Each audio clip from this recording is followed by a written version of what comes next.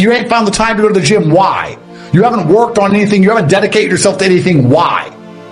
Oh, I just don't feel like it. Well, you're a piece of shit. If you cannot force yourself to do something you don't want to do, how are you ever going to put yourself through the suffering required for greatness? If you cannot force yourself to train when you do not want to train, if you cannot force yourself to work when you don't want to work, or force yourself to eat right, how can you possibly ever become a monumentally successful person if you cannot control yourself long enough to do what must be done as opposed to what you feel like doing? A man must do what he is supposed to do irregardless of how he feels. That is the key component to masculinity, is discipline. It's ungrateful to the universe. It's ungrateful to God himself to waste what he gives you. Where does the luck come from? It comes from God. Who does God favor? What makes God like you? God likes you when you try. There's nothing that's going to piss God off more than wasting what he fucking gives you. If you give someone a Ferrari and they look after it perfectly, you're happy. If you give someone a Ferrari and see it the next day, it's got cigarette butts, it's treated like shit, would you be happy you gave him a Ferrari? God gave you a consciousness, he gave you a body, he gave you a mind, and you're not even fucking using it. You're not using it to be the best version of yourself. You're not using it to get as rich and powerful as possible. You're not using it to change the world. You're not using it to protect those you love. You're not using it for anything. And you expect God to make you lucky? Wouldn't he give it to his soldiers who dedicate themselves and try? You make your own luck by dedicating yourself to the universe. I said this before. I said it in a rain dancing term. Rain dancing. I said if you need it to rain and your life depends on it, you should do a rain dance. Now, do rain dances make clouds come? No. But perhaps, by some strange twist of fate, far in the distance, another tribe will see you rain dancing and realize you need water. And they'll think, he needs water. And we need something he has. And they'll bring you water. If you didn't rain dance and just sat there waiting for it to rain, the water would have never come. There's no such thing as working too hard. You'd be amazed how if you just do work, how amazing things happen. I train every single day. I've actually heard from some people saying, you overtrain. And I explained to them, one, I don't believe in rest. I'm not you. I'm not pussy and I'm not broke like you are. I don't need to listen to you. Secondly, I don't train because I want to get bigger. I train every day because it is difficult to train every day. It hurts. I don't want to. I wake up and I'm busy. I have other things to do. I don't feel like doing it. So I force myself to do it 7 days a week, 365 days a year so that I know I'm the kind of person who can do what he doesn't want to do when it needs to be done. And it's more of a mental exercise than a physical exercise at this point. How can you ever outcompete me if I can force myself to do the things I don't want to do and you cannot? The only shortcut to life is to never miss a day, because sometimes you get lucky. And you'll never miss a lucky day if you try every day. Because when you've come from the absolute bottom to the absolute top and you've done it all off of your own back, and hard work and dedication and never missing a day. One, because of compounding interest. And two, if you don't try every day, you might miss your lucky day. And that's what people don't understand. If you never miss a day and you never don't try and you're always on time and you try and improve every aspect of your life and you're a professional and you try and make sure that you analyze your decisions, you give yourself feedback, you don't make mistakes, you're not lazy. If you try and you make it to the top, because you look at the people down below and you're like, well, why didn't you try? And you catch yourself being very elitist. And this is what's scary about it, because I'm from a Luton council estate and now I have all this money. But if I meet somebody who's truly broke, I'm not talking about you not have hundreds of millions, but if I meet somebody who's broke, I think they're an idiot. And I catch myself going, is that bad? Am I elitist? Or do I sit down now and I just say, no, I started lower than you and beat you. How are you poor? You're lazy. And I think there's only three reasons you can't get rich in the world today, which is either you're stupid, you're lazy, or you're arrogant. And I find the most common one is lazy and arrogant. It's not stupid.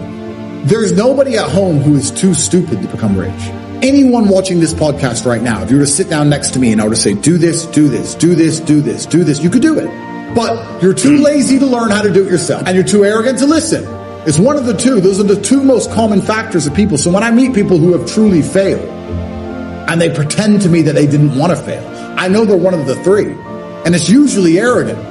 Because when I sit and say to them, you could have got out, they don't say, you're right, I could have got out, I didn't try. They don't do that. They say, no, because it's excuse, someone else's fault, the Matrix's fault, no self-accountability. Oh, well, you don't know what you're talking about anyway. Arrogance.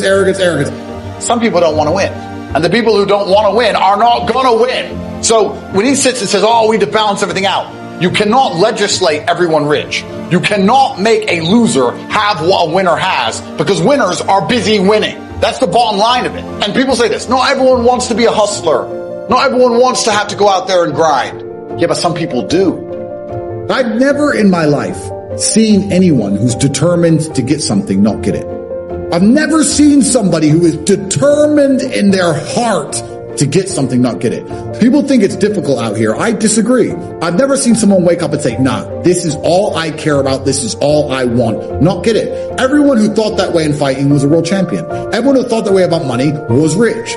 I've never seen anyone fail. Bro, I've seen people with no credit score and no job determined to get an R8 manage to get one on finance somehow. I've seen it. If it's all you want, you're going to get it.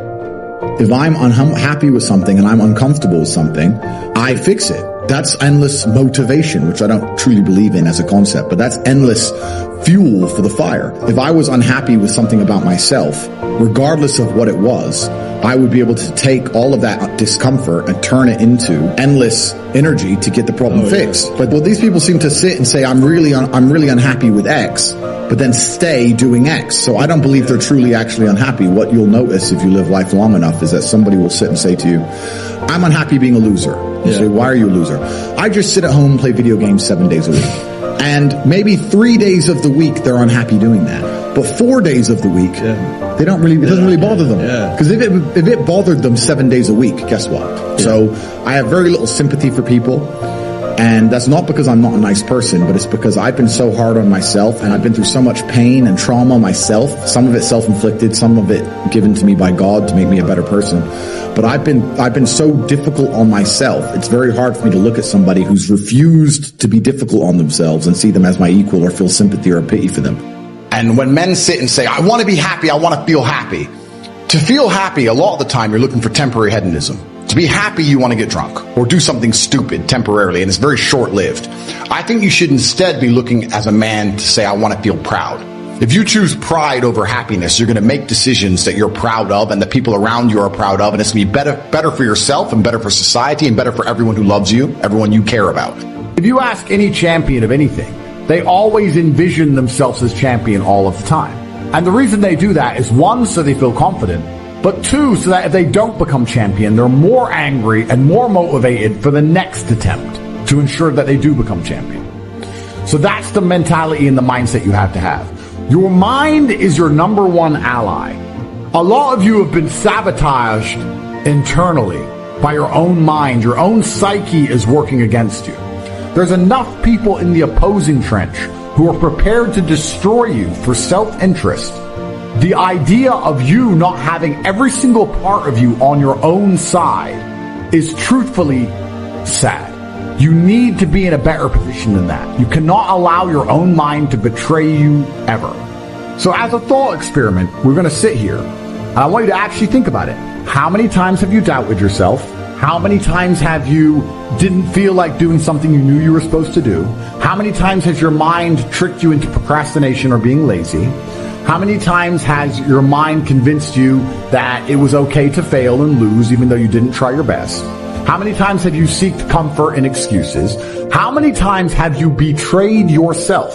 Don't worry about your enemies attempting to crush you. If you actually analyze most of your failures, you're going to see the majority of them come from self-sabotage. Now, some of our enemies are on the outside, but here's the most important thing to understand. Some of our enemies are on the inside. There's an old African proverb that says, if there's no enemy within, the enemy outside can do us no harm. Let me give you a quick list. Indifference. You got to do battle with your own indifference, especially if you've accomplished something, extraordinary. Now, somebody says, I got to relax. Here's the key. Not too long. Indecision. Don't let much time go by without making some decisions. The ones that you can make quickly, make them quickly. The ones that take time, take your time. The next one is doubt. I'm asking you to have some faith, have some courage, believe, drive your doubts into a small corner. Don't doubt the future. Don't doubt the possibilities. And here's the most important one of all. Don't doubt yourself. See, it's time now. If you want to make this your decade, you've got to start saying yes to your life. Yes to your potential. Why not? Why not me? Take sword to your enemies. Whatever's going to destroy those values, take sword to it. If it's worry, take sword to it. I'm asking you, take sword to your enemies, whether they're on the outside or whether they're on the inside. Do battle with whatever's out there to do battle with you. There's a battle taking place on the inside of each one of us. It's a battle between the flesh and the spirit. You don't have to be disciplined. You just do whatever you feel. If you don't feel like having a good attitude, go through the day sour.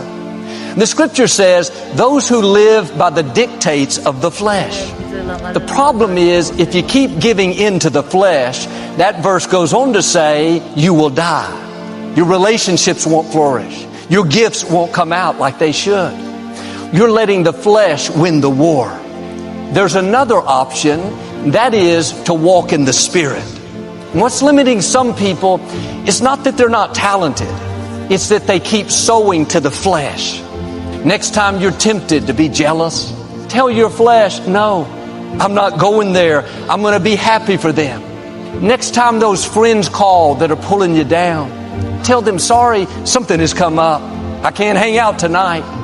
You have to take charge of your life. The flesh is not leading you anywhere productive. I don't want to depress you, but this is a battle that will never go away. You don't overcome it one time and it's defeated. It will come back again. Sometimes I have to pull myself out of bed and say, come on, Les. Things I shouldn't do, I do. I found that the biggest enemy you have to deal with is yourself. Are you winning the war within? Making decisions that honor God? Or are you letting the flesh win? Doing whatever you feel? Start taking the high road, doing the right thing when it's hard. That's when God can trust you with more. It's very shallow to live by how you feel. That's going to keep you from the greatness God put in you. Being disciplined is not easy. Not giving in to the temptation, getting up early to excel at work, that's difficult. Your flesh wants the easy way out. If you'll do the hard thing now, later on, you'll see blessings and favor that you've never seen. But the flesh always wants instant gratification. If I buy this item I can't afford, if I sleep in and skip work, I'll feel good right now. But it's important to think about later on. Now, I'm not saying we have to be perfect, but we should be growing. Take the flesh off the throne. If we'd start walking by the Spirit, being willing to be uncomfortable, waiting with a good attitude, that's when you're growing. Now, I know there are a lot of battles on the outside, but my question today is, are you winning the war within?